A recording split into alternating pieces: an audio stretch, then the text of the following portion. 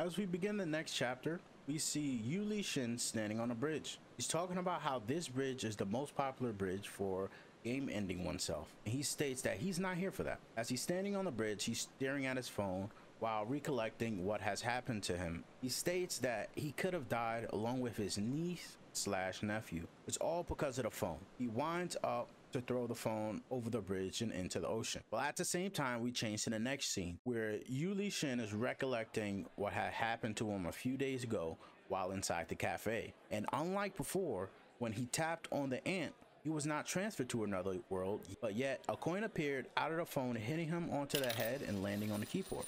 As the coin lands on the keyboard, a notification comes up. Ant number 1 was crushed. As a reward, 1 god coin dark was dropped. You are now one step closer to becoming an evil, power-seeking god who rules by force. Li Shin looks at this, extremely bewildered.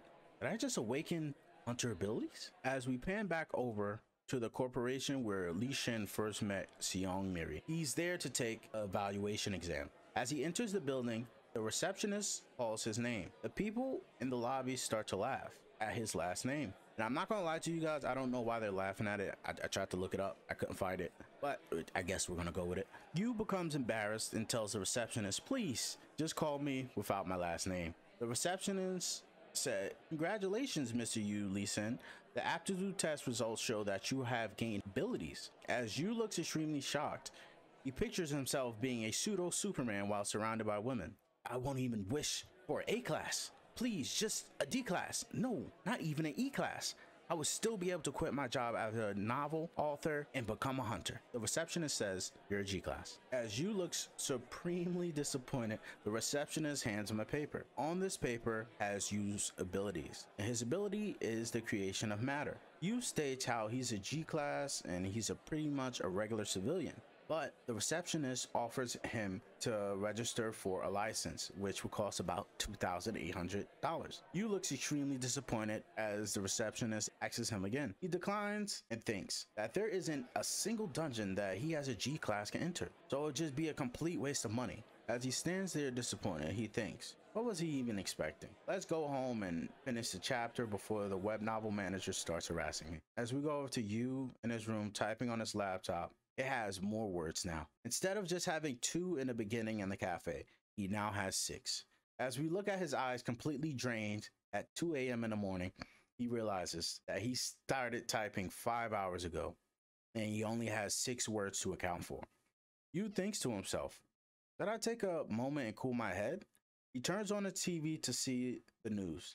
An S-class hunter was attempting a disaster-ranked Dark Dragon dungeon and has successfully completed it. Humanity is one step closer to salvation. As the broadcast ends, a commercial pops up with a beautiful hunter advertising a skin lotion. Yu gets angry. Everywhere I look, there are successful hunters.